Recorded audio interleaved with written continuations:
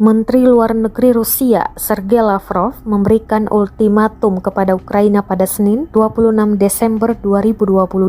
Ultimatum kali ini berupa keharusan Ukraina untuk memenuhi permintaan Moskwa, termasuk menyerahkan wilayah yang dikuasai Rusia. Jika tidak menurutinya, Rusia mengancam biar tentaranya yang akan memutuskan masalah tersebut.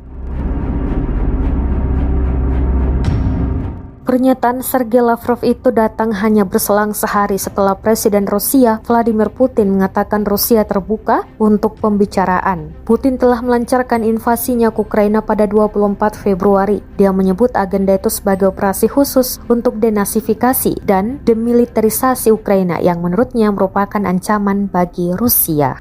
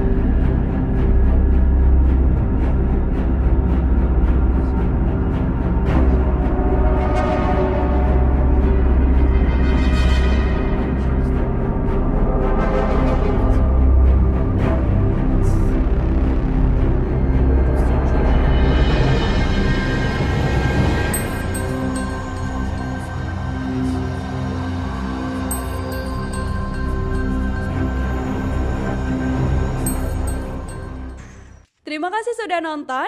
Jangan lupa like, subscribe, dan share ya.